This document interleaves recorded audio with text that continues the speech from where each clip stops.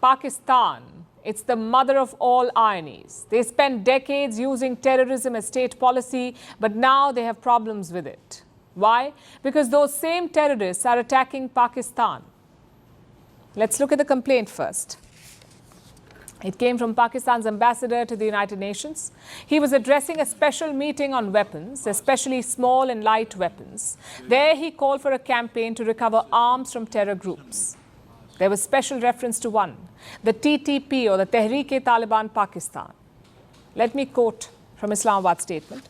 Terrorists and criminals do not manufacture these arms. They acquire them from illicit arms markets or receive them from entities that want to destabilize a particular region or country. How about that? It's like one of those second-grade tests. The teacher has asked Pakistan to write an essay about itself, and this is the perfect answer: a country that gives weapons to destabilize another country.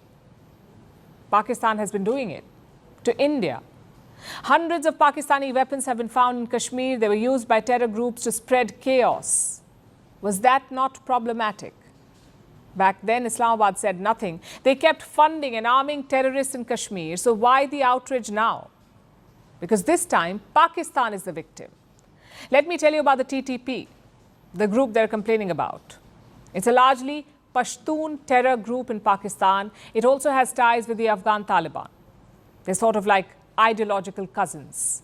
The TTP's fight is against the Pakistani state. They want to capture power. They want to run the country based on Sharia, basically replicate what happened in Kabul. And this group is on a roll. TTP attacks increased by 60%, 60, in the last 2 years. Almost 800 attacks were reported in 2023. They resulted in more than 1,500 deaths, many of them security personnel.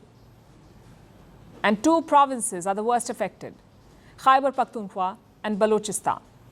Together, they make up 84% of the attacks and 90% of all the deaths.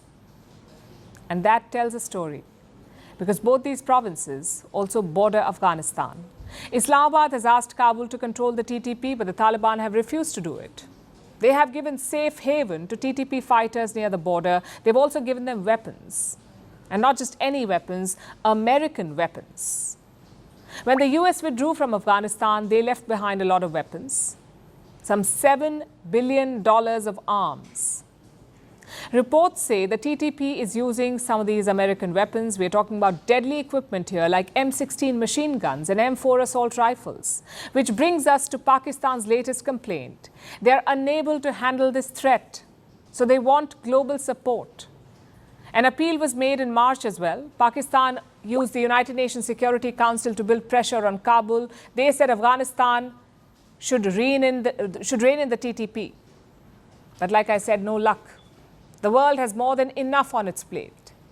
There are 2 major wars, a looming conflict in the South China Sea and a resurgent ISIS in Africa. So Pakistan's TTP problem is not on top of the agenda.